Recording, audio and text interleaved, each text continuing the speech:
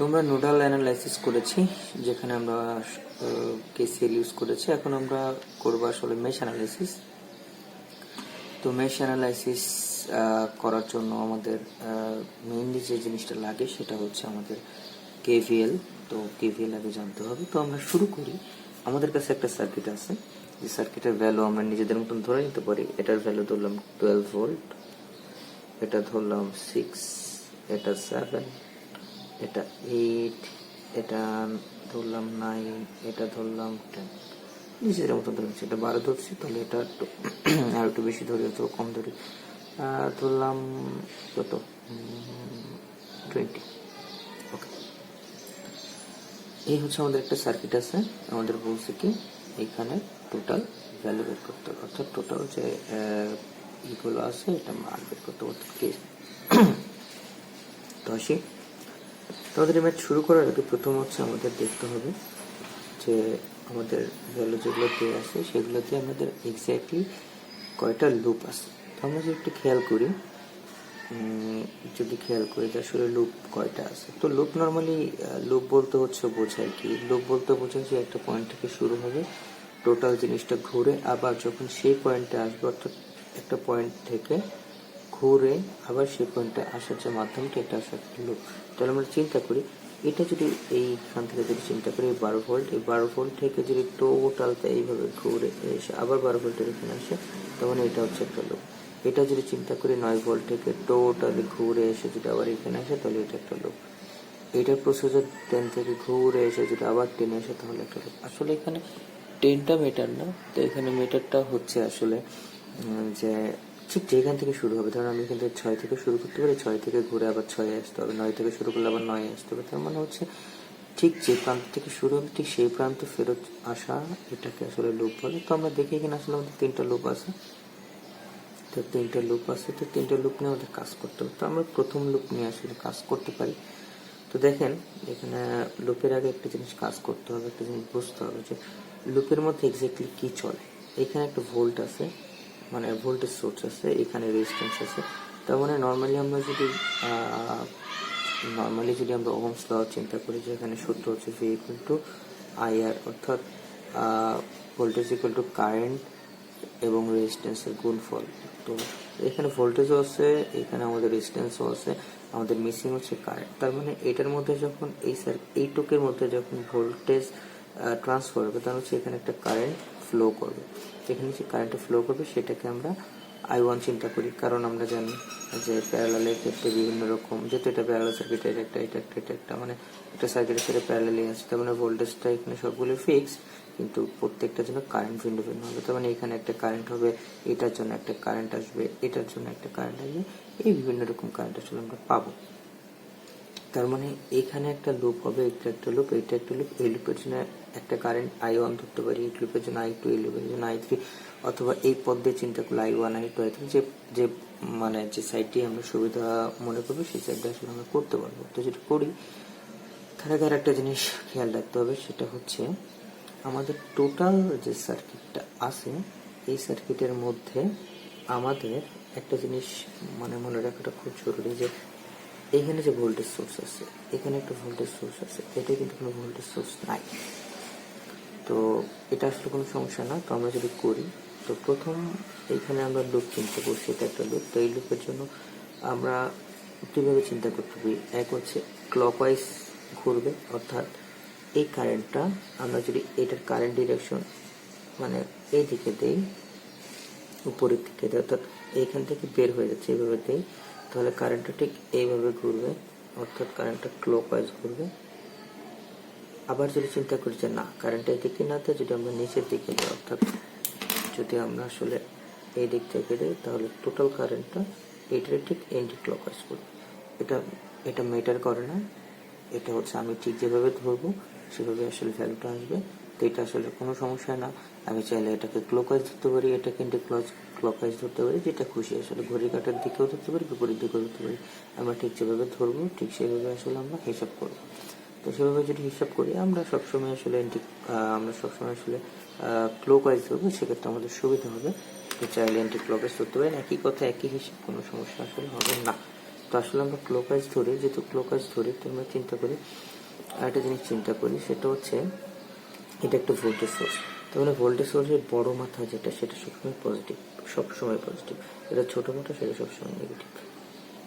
রেজিস্ট্যান্সের নর্মালি কোনো পোলারিটি নাই, অর্থাৎ এটা কোনো প্লাসও নয়, এটা কোনো মাইনাসও নয়। তো নর্মালি কারেন্ট যে সাইডটা আছে সেটা আসলে প্লাস। তো আমরা যদি এটা আসলে বাদ দিয়ে দিচ্ছি, আচ্ছা আমরা এই সোর্স থেকে কারেন্টটা বের হয়ে যাচ্ছে, অর্থাৎ এটা ক্লকওয়াইজ ঘুরবে। যদি ক্লকওয়াইজ ঘুরবে তার মানে আমরা যেদিকে ভোল্টেজটা মানে কারেন্টটা যাবে ঠিক যেদিক থেকে ঢুকবে আর কি, সেই সাইড থেকে আমরা প্লাস দেবো। তার মানে এই যে যদি রেজিস্ট্যান্স থাকে, এই রেজিস্ট্যান্সের প্রথম পার্টটা হচ্ছে প্লাস, সেকেন্ড পার্টটা মাইনাস। তাহলে এই লুপে এটাও তাই, প্রথম প্লাস প্লাস, এটা মাইনাস, আবার ঘুরে আসতেছে, তো এটা অলরেডি মাইনাস। তো এইখানে আমরা আরও একটা, তাহলে এটা আমরা ইকুয়েশন ইজিলি করতে পারি, তাতে এখানে কেভিএল ইউজ করতে পারি। তো এখানে কেভিএল ইউজ করতে গেলে আমাদের একটা জিনিস নর্মালি তো আমরা প্রসেসে করবো। এখন কথা হচ্ছে কি, এইখানে প্লাস মাইনাস নিয়ে একটা ঝামেলা হয়ে যাবে, যে আসলে আমরা কোনটা নেবো, আগে প্লাস নেবো না আগে মাইনাস নেবো। এটা টোটালি ডিপেন্ড হচ্ছে যে করবে তার উপর। যেমন আমি যদি প্রথমটা নিই, অর্থাৎ একটা সোর্স অথবা হচ্ছে একটা এলিমেন্টে যদি প্রথমে ঠিক যে পদ্ধতি জিনিসটা এন্ট্রি করতেছে সে পয়েন্টে নিই, সেটা এক পয়েন্ট যাবে, যদি বাইরের পয়েন্টে নিই সেটা আরেক পয়েন্ট যাবে। তো আমার টোটালি আমাদের উপর নির্ভরশীল।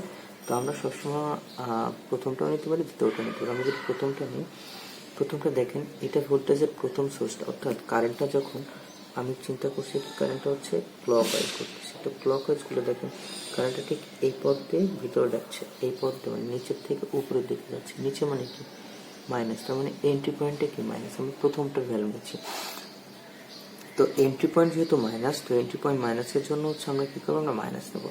এবার আসেন এখানে এসে আবার ক্লকওয়াইজ এদিকে ঘুরতেছে কি, এবার এন্ট্রি পয়েন্টে কি প্লাস, আবার যখন এদিকে করবো আবার এন্ট্রি পয়েন্টে কি হবে, আবার প্লাস। তার মানে আমরা যখন এন্ট্রি পয়েন্ট জুড়ে ধরি, অর্থাৎ যে পদে কারেন্টটা এন্ট্রি করতেছি সেই পদটা জুড়ে নিই, তাহলে প্রথমটার জন্য ভ্যালু নেবো। আবার যদি চিন্তা করি যে না আমরা শুধুমাত্র এন্ট্রি পয়েন্ট শেষ হয়েছে, আমরা যে পথে বের হয়ে যাবো অর্থাৎ আউটগোয়িং পয়েন্টটা ধরবো। তো আউটগোয়িং পয়েন্টটা কি থাকবে দেখেন এখানে, যদি আমরা এটা ধরে এই পথে এন্ট্রি করে ঠিক বের হয়ে যাচ্ছে কোনটা প্লাস, তো এটা প্লাস হয়ে বের হচ্ছে, এই পথে ঢুকছে, ঢুকে এখানে আবার প্লাস মাইনাস হয়ে বের হয়ে যাবে, এখান থেকে ঢুকে আবার এটা মাইনাস হয়ে বের হয়ে যাবে। তার মানে আমাদের যে কোনো একটা নিতে হবে, যদি নেই এন্ট্রি পয়েন্ট নিতে হবে, অথবা আমাদের যে এক্সিট পয়েন্ট অর্থাৎ কারেন্ট যে পথে বের হয়ে যাচ্ছে আউটগোয়িং পয়েন্ট সেই পয়েন্টে নিতে হবে। তো এটা যেহেতু আমরা করেছি এটার জন্য আমরা করি, এটার জন্য আমরা যদি এন্ট্রি পয়েন্ট হিসাব করি, অর্থাৎ এইচটা যদি হিসাব করি, এন্ট্রি পয়েন্ট নিলে হবে কি, এন্ট্রি পয়েন্ট হবে হচ্ছে 12,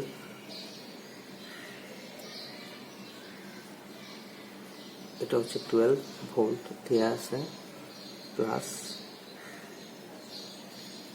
এটা হচ্ছে 6। দেখেন এইখানে যে কারেন্টটা, টোটাল কারেন্টটা এই লুপে যে কারেন্টটা আসলে ফ্লো করতেছে সেই কারেন্টটা কি আমরা ধরে নিয়েছি যে কারেন্ট হচ্ছে I1, এটা I1 ধরে নিয়েছি। তাহলে মানে কি দেখেন কেভিএল মানে কারশফের ভোল্টেজ ল, যেটাকে আমাদের যে কারশফের ভোল্টেজ ল আমাদের কি বলে, কারশফের ভোল্টেজ ল বলে যে একটা লুপে যে কটা এলিমেন্ট আছে সবকটা এলিমেন্টের যোগফল অর্থাৎ অ্যালজেব্রিক যে যোগফল আছে সেই যোগফলের ভ্যালু হচ্ছে আমাদের 0। তো আমরা যদি চিন্তা করি এইখানে অ্যালজেব্রিক ভ্যালুটা কি আছে, তো এখানে চিন্তা করি এটা হচ্ছে একটা ভোল্টেজ নিয়েছি, ডিরেক্টলি ভোল্টেজ দেওয়া আছে। তো এইখানে দেখেন ডিরেক্টলি কোনো ভোল্টেজ দেওয়া নেই, এখানে কি আছে 6 বলতে কি বলছে আলটিমেটলি রেজিস্ট্যান্স। তো এখানে একটা কারেন্ট যদি গুণ করে দিই তাহলে কারেন্ট গুণ রেজিস্ট্যান্স, তার মানে দুইটাকে গুণ করলে কি হচ্ছে, দুইটাকে গুণ করে আলটিমেটলি ভোল্টেজ হচ্ছে, তার মানে 6 গুণ I1। আবার দেখেন ঠিক কারেন্ট এই পথে যখন এন্ট্রি করতেছে তার মানে কি প্লাস, এটা কি 9, এটা কি I1। চিন্তা করেন এটা I1 হয়ে গেছে। এখন যদি আমরা অন্যভাবে চিন্তা করি, এই যে আমাদের এলিমেন্টটা আছে, অর্থাৎ এই যে এলিমেন্টটা আছে এইটা কিন্তু একটা লুপের মধ্যে নাই, প্রথম লুপেও আছে, দ্বিতীয় লুপের সাথে কাজ করছে। দেখেন এই পথে যদি চিন্তা করি এটার মধ্যে দিয়ে কারেন্ট এন্ট্রি করতেছে, উপর থেকে নিচে থেকে আসতেছে। এবার এইখান থেকে যদি চিন্তা করি এটার সাথেও কিন্তু এটা মানে এটা এমন একটা দেয়াল আকারে কাজ করতেছে, দুইটা এটাকে যদি দুইটা রুম চিন্তা করি তাহলে এটা হচ্ছে মধ্য অবস্থায় দেয়াল, অর্থাৎ এটা এই দেয়ালটা হচ্ছে দুইটাকে বিভক্ত করছে। তার মানে এটা শুধুমাত্র এর একার সম্পত্তি না, এটা দুইজনের সম্পত্তি। তার মানে এটাকে শুধু I1 দেখলে হবে না, কেন হবে না, কারণ এটা মধ্য অবস্থায় আছে এবং দুইটার জন্য কাজ করতেছে এবং এটার মধ্যে দুই ধরনের কারেন্টই ফ্লো করবে। এটা I1 যদি হয় এটা I2 চিন্তা করতে পারি এবং এটাকে I3 চিন্তা করতে পারি। তো এটা যদি I2 চিন্তা করি তো দেখেন, এটাকে যদি I2 চিন্তা করি তাহলে এটার মধ্যে যখন I1 প্রকাশ করছে এটার মধ্যে তো এই কারেন্ট আসবে, তার মানে I1 মাইনাস টোটালটা হচ্ছে I1। এখান থেকে যদি আমরা এই ভ্যালুটা বিয়োগ দিয়ে দিই, টোটাল ভ্যালু থেকে যদি আমরা এটুকু বিয়োগ দিই তাহলে পিওর যে ভ্যালুটা আসবে সেটা হচ্ছে এটার জন্য I1 মাইনাস I2। এবার অন্যভাবে যদি চিন্তা করতে পারি সেটা হচ্ছে এই ভ্যালুটা কমপ্লিট হয়ে গেল। তো আমরা বলছি টোটাল ভ্যালু হচ্ছে যোগফল হচ্ছে 0 করে দিলাম। ওকে, এবার এটাকে আমরা যদি একটু নর্মালি ক্যালকুলেশন করি তাহলে কী হবে, -12 plus 6I1 plus 9I1 minus 9I2 equal to 0। এটাকে হচ্ছে 6I1 প্লাস 9I2 মানে 15I1 minus 9I2 equal to এই -12টা এই পাশে নিয়ে গেলে হবে 12। ওকে, শেষ। এটাকে 1 নম্বর সমীকরণ দিয়ে দিলাম। এবার আসেন সেকেন্ড, এটাকে সেম প্রসেস আমরা আবার ক্লকওয়াইজ হলাম, আপনি চাইলে এন্টি ক্লকওয়াইজ ধরতে পারেন। এখন দেখেন এই যে এলিমেন্টটা, এটা প্রথমে আমরা প্লাস মাইনাস ধরছিলাম, এখন কিন্তু এটার কোনো ভ্যালু নাই, কারণ আমরা এখন এই লুপে চলে আসছি। এই লুপে আমরা একটা কথা বলছিলাম যে একমাত্র ভোল্টেজ সোর্সের পোলারিটি ফিক্সড, তাছাড়া কোনটা পোলারিটি ফিক্সড না, কারেন্ট যে পথ দিয়ে এন্ট্রি করবে ঠিক সেই পয়েন্টে প্লাস। তার মানে এটা যদি হচ্ছে একটা রেজিস্ট্যান্স হয়, কারেন্টটা যেটা আমরা এইভাবে দিচ্ছি তার মানে কারেন্টটা উপরের দিকে যাচ্ছে, ঠিক যে পথটা যাচ্ছে সেই পথটা হচ্ছে পজিটিভ, তার মানে এটা হচ্ছে পজিটিভ, এটা হচ্ছে এখন নেগেটিভ। এই পথের এন্ট্রি করতেছে তার মানে এটা হচ্ছে পজিটিভ, এটা হচ্ছে নেগেটিভ, ঠিক এই পথটাতে আবার এন্ট্রি করে এটা পজিটিভ এটা নেগেটিভ। এটা যদি আমরা করে ফেলি যে এটাকে হচ্ছে লুপ 1, হচ্ছে লুপ 2, এটাকে যদি আমরা ধরি I2, তাহলে কীভাবে দেখুন এন্ট্রি করতেছে এই পথে, তার মানে হচ্ছে 9, এটা কি I2 না, কিন্তু দেখেন এই দেয়ালটা আগেই বলেছে এই দেয়ালটা দুইজনের সাথে, তার মানে এটাও আসবে। তো I2 মাইনাস I1, এটার একটা সহজভাবে যেটা বোঝা যায় সেটা হচ্ছে যে আমরা যেটার অ্যাক্রসে আসলে কারেন্টটা বের করবো, অর্থাৎ KVLটা ইউজ করবো, সেটা থেকে এটার সাথে যেটা আছে সেটাকে মাইনাস করবো। যখন এখানে কাজ করবো তখন I2 মাইনাস I1, যখন এখানে কাজ করবো তখন মানে যেটাকে কাজ করবো সেটাকে প্রাধান্য দেবো। ওকে, I2 মাইনাস I1 করা শেষ। এবার আসুন পরেরটা, এটা কিন্তু একাই আছে, এর সাথে কোনো যুক্ত না, তাই প্লাস 7I2। এইখানে যখন আসে আবার দেখেন এটা হচ্ছে 10, তো 10 বলতে কি বোঝাচ্ছে রেজিস্ট্যান্স 10 ইন্টু I2।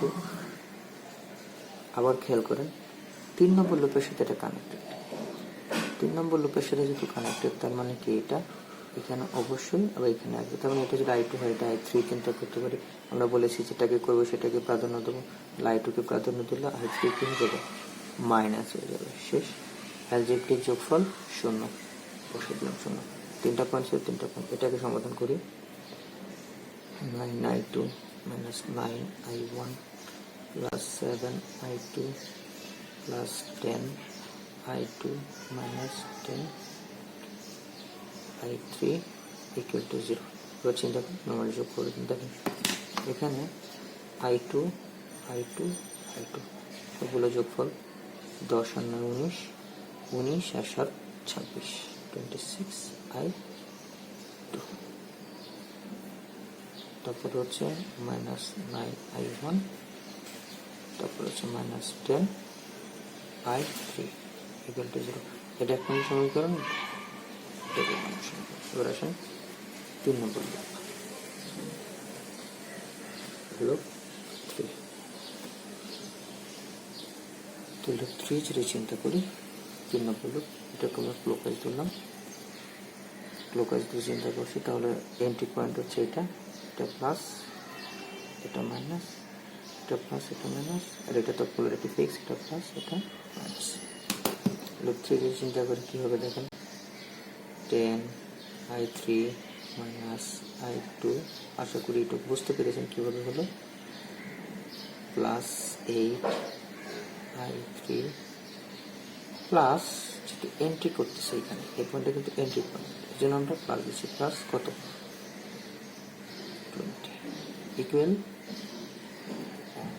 এটাকে ডিরেক্টলি সমাধান করলে ভ্যালু হয়ে যাবে 10i3 minus 10i2 plus 8i3 plus 20 equal 0। এটাকে সমাধান করলে কি আসে i3 10 আর 8 যোগ করলে হচ্ছে 18i3 minus 10i2 plus 20 equal to 1 2 3 number equation. আচ্ছা, আমরা আরেকটা জিনিস করেছি, দেখেন এটা 3 নম্বর ইকুয়েশন যদি আমরা না দিই আমরা আরেকটু করতে পারি। এটা কারেক্ট আমরা করতে পারি, সেটা হচ্ছে যে আপনার 18i3 minus 10i2 ইকুয়াল, অর্থাৎ এই 20টাকে, অর্থাৎ যেটা একদম যে নিউমেরিক্যাল ভ্যালুটা সেইটাকে যদি ওই পাশে নিয়ে যেতে -20 হয়ে যাচ্ছে, তো -20 এটাকে আমরা সেটা 3 নম্বর সমীকরণ দিই, যেটা আমাদের জন্য সুবিধা আসে। এখন এটাকে কয়েকভাবে আসলে সলভ করা যায়। আমরা এখন নর্মালি অনেক কিছু আসলে সলভ করতে পারবো। তো আমরা কীভাবে সলভ করবো, আমরা চাইলে ক্যালকুলেটর ব্যবহার করতে পারবো, অথবা আমরা আসলে চাইলে আমরা ক্রেমার্স রুল যদি ব্যবহার করি, সেটা ক্রেমার্স রুল ব্যবহার করার জন্য আমাদের যেটা প্রথমে লাগে, তো কয়েকটা ভ্যালু লাগে। নাম্বার 1, আমাদেরকে ভ্যালুগুলোকে পুট করতে একটা সিরিয়ালে বসাতে হয়। তো আমরা যদি ক্রেমার্স রুল ইউজ করি, অর্থাৎ ইকুয়েশন ইকুয়েশন 1 2 3 ফ্রম ইকুয়েশন 1 2 3 থেকে যদি আমরা ক্রেমার্স রুল ইউজ করি, আলটিমেটলি যেটা দাঁড়াবে সেটা হচ্ছে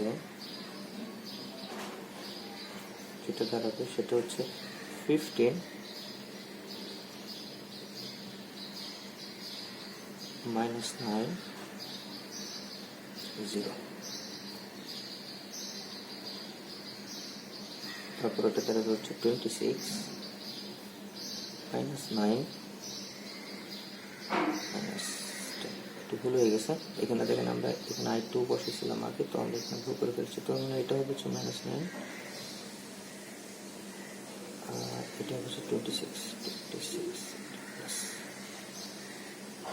লাস্ট এটা, যেহেতু i1 এর কোনো ভ্যালু নেই, তো এটা হচ্ছে 0, হচ্ছে -10, এটা আসলে হচ্ছে 8।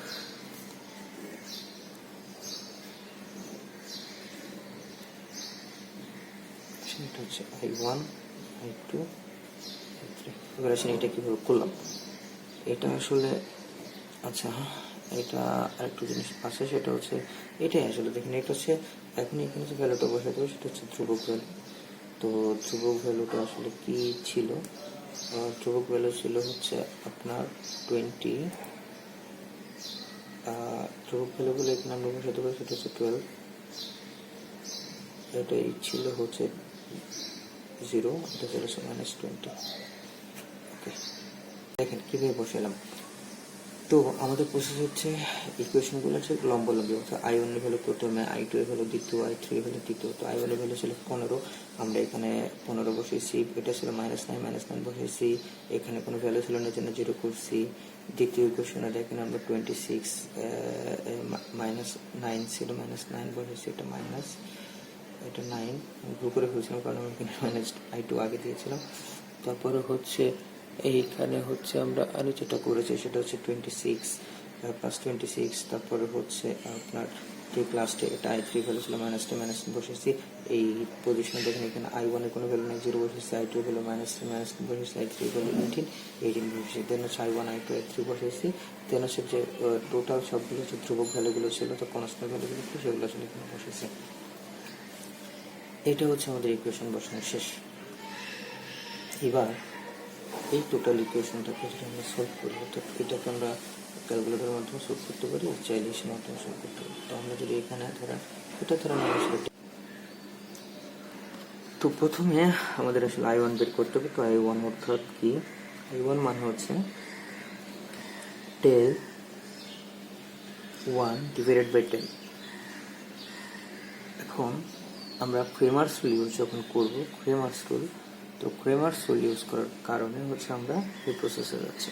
আমরা চাইলে নর্মালি এই প্রসেসটা যে কোনোভাবে করতে পারি, যেহেতু আমরা ম্যাট্রিক্স ফর্মে নিয়ে নিয়েছি, তো আমরা করি। অনেক সময় এক্সামে ম্যাট্রিক্স ফর্মে আসে। তো দেখেন ডেল মানে কি? ডেল মানে হচ্ছে আমরা ইকুয়েশনে যে প্রথম ভ্যালুটা বসাইছিলাম, অর্থাৎ এই ভ্যালুটার এই যে টোটাল এই ফর্মটাকে বলা হচ্ছে ডেল ফর্ম। তো এই ভ্যালুটা আমরা হুবহু আসলে বসাই। তাহলে কত? 15 minus 9 0 minus 9 26 minus 10 0 minus 10 and 80। ওকে, এখন আমাদের ডেল ওয়ান বসাতে হবে। আসলে ডেল ওয়ান জিনিসটা কি? ডেল ওয়ান মানে কিছুই না, শুধুমাত্র ডেলের যে মানগুলো আছে সেই মানগুলো শুধু, যেহেতু ডেল ওয়ান তার মানে 1 নম্বর কলামটাকে টোটালি রিপ্লেস করতে হবে। অর্থাৎ এই 1 নম্বর কলামটাকে যদি আমরা রিপ্লেস করে এই যে আমাদের ভ্যালুটা, অর্থাৎ এখানে যে কনস্ট্যান্ট ভ্যালুটা আছে সেটা যদি এখানে বসাতে, অর্থাৎ এই টোটাল লাইনটাকে রিপ্লেস করব, এই লাইনটা ঠিক যেভাবে সেটা এইভাবে বসাই দিলে আমাদের যে ভ্যালুটা আসবে সেই ভ্যালুটাকে আমরা বলবো হচ্ছে I1, সেই ভ্যালুটাকে আমরা বলবো সেটা I1। তাহলে আমরা বসাই দিই। তো আমাদের হচ্ছে তার মানে প্রথমটা বাদে বাকিগুলো তো ফিক্স, তার মানে এটা আগে বাকিটা বসে 26, আর এটা হচ্ছে -10, আর এটাকে বলা হচ্ছে 0, এটা হচ্ছে 10, এটা হচ্ছে 18। আর প্রথম ভ্যালুটা যেটা 15 -9 আর 0, এটা থাকবে না, তো এটার বদলে বসবে হচ্ছে 12, 0 আর হচ্ছে -20। ওকে, তো আসেন সেকেন্ড লাইনে যখন আমরা আসবো, এইখানে টোটাল ভ্যালুটাকে আমরা আসলে ডিটারমিনেন্ট বের করবো। প্রত্যেকটা জন্য ডিটারমিনেন্ট আমরা অলরেডি জানি। ডিটারমিনেন্ট কীভাবে বের করে সেটা হচ্ছে 12 মানে হচ্ছে এই 12 নিলাম, তার মানে এই কলাম এই সারি বাদ, এটা 26 ইন্টু 18 মাইনাস সূত্রের মাইনাস 10 গুণ 10, অর্থাৎ -10 গুণ -10, তার মানে হচ্ছে -10 এটা হচ্ছে -10। একবারে কি আচ্ছা, এবার হচ্ছে সূত্রের মাইনাস ইন্টু হচ্ছে -9। এটার জন্য মানে কি এই কলাম আর এই সারি বাদ, তার মানে এখন থাকে হচ্ছে 0 গুণ 18, এটা গুণ 8, তার মানে হচ্ছে 0 গুণ 18 মানে হচ্ছে আলটিমেটলি যেটা দাঁড়াবে সেটা হচ্ছে 0 গুণ 18 মানে 0, আমরা ডিরেক্টলি বসবো, তারপর একটু বসে 0 গুণ 18 মাইনাস এটা হচ্ছে -2 আর এটা হচ্ছে -10। এটা কমপ্লিট। আর পরেরটা যদি চিন্তা করে আসলে 0, তখন হচ্ছে +0, 0-এর সাথে কোনো গুণ করলে লাভ নেই, যেন ওটা এভাবে রাখলাম। এবার আসেন সেকেন্ড, এই কলামটা সেম প্রসেস দিয়ে আসলে আমরা একটু করি।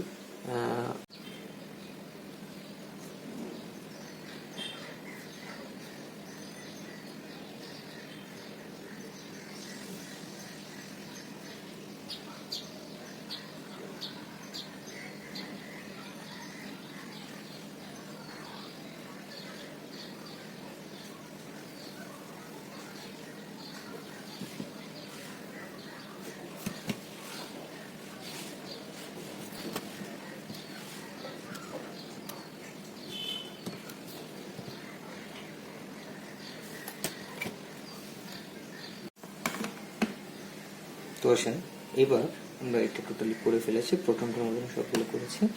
তো করার পরে জাস্ট এটাকে আমরা ভাগ করে দিই, এটা কত বসে প্রথম I2 এর জন্য আসলে ক্যালকুলেটর ইউজ করে যেটা ভাগ করে দিই হচ্ছে -1056, ঠিক আছে, বসে 4062, টুয়েলভ আসতেছে আসলে -25997 বসে, এটা চলে আসতেছে আসলে -5100 ডিভাইডেড বাই হচ্ছে 4062, টুয়েলভ আসতেছে হচ্ছে -1.2555, এটা অ্যাম্পিয়ার, এটা আসলে অ্যাম্পিয়ার।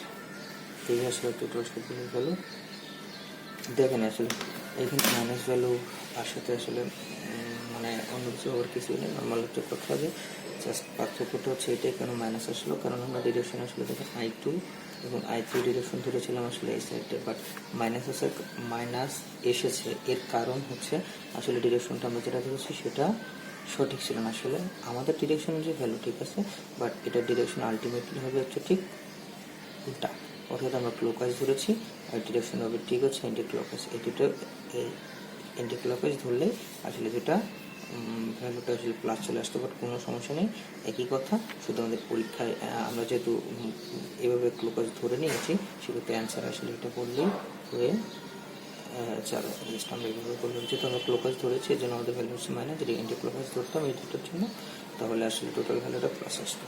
Thank you. আসলে অনেক টাইম হয়ে গেছে, অনেকক্ষণ লেগেছে অঙ্কটা করার জন্য, তো ধন্যবাদ। আমরা এখন লাস্ট একটু যেটা দেখবো সেটা হচ্ছে এটার একটা সিমেট্রিক ফর্মটা আমরা দেখবো, দেখে আসলে আজকের মতন শেষ করে দিচ্ছি। ধন্যবাদ সবাইকে।